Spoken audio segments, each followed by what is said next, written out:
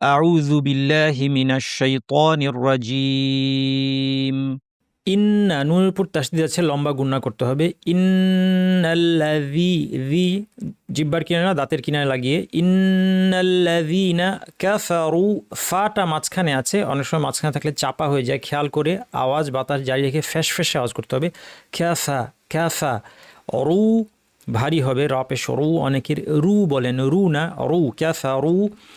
সাওয়া ওয়াটা অনেকের ভারী হয়, অনেকে বলেন সাওয়া সাওয়া না সাওয়া।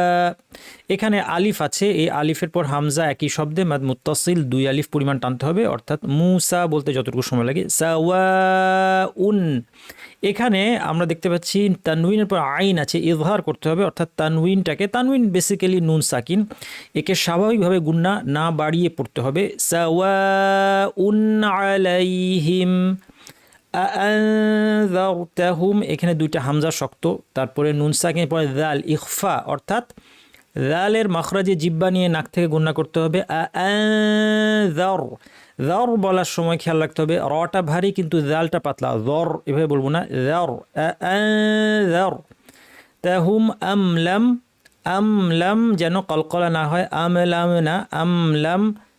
তুনজি একইভাবে একটু আগে যে ইখফা দেখলাম নুন সাকিন পরে দাল, তুনজির হুমলা, এখানে যেন হুমলা না হয়, মিমে কলকলা ছাড়া, হুমলা একটু টাইম দিব মিমকে, কারণ মিমের আওয়াজটা কিছুক্ষণ জারি থাকবে, তাওয়াসুত বলা হয়। হুমলা ইউ মিনুন, হামজা শক্ত এবং ওয়াও নুন মাদ আরিদ 1 2 3 আলিফ হতে পারে, 2 আলিফ পরে আমরা থামবো।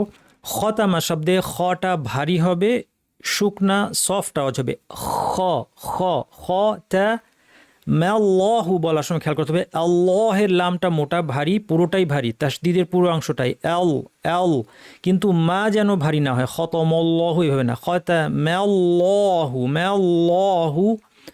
আলা আইনকে চাপ দিয়ে বলতে হবে কুলুবিহিম ওয়া, এখানে ওয়াওটা মাঝখানে আসে, অনেক সময় কমপ্লিট হয় না, খেয়াল করে কমপ্লিট করতে হবে। কুলুবিহিম ওয়া আলা সামঈহিম, যেন কলকলা না হয়, সামঈহিম এভাবে না, সামঈহিম। ওয়া আলা এক আলিফের পর কি আছে হামজা, ভিন্ন শব্দে মাদ মুনফাসিল 2 আলিফ, অর্থাৎ মুসা বলতে যতক্ষণ লাগে। ওয়া আলা আবসা, এখানে কয়েকটা জিনিস খেয়াল করতে হবে, হামজাটা শক্ত, বাতে ছোট কলকলা, সদ ভারী হবে। সদ ভারী করার উপায় কি? প্রথমত জিহ্বার মাথাটা নিচের দাঁতের গোড়ায় লাগাতে হবে, তাহলে ধারালো শার্প আওয়াজটা হবে, যেটাকে সফির বলা হয়। সেই সাথে জিহ্বার পেছন দিয়ে আওয়াজটাকে উপরে ঠেলতে হবে, আব স আস স আস আব, আব যেন ভারী না হয়, অবসরিহিম যেন না হয়, আব সরিহিম। হিম এখানে যেন মিমে কলকলা না হয়, রি সফট করে বলতে হবে, গি না রি, রিশা ওয়াহ বলে গোলতা আছে, হা দিয়ে থামতে পারি।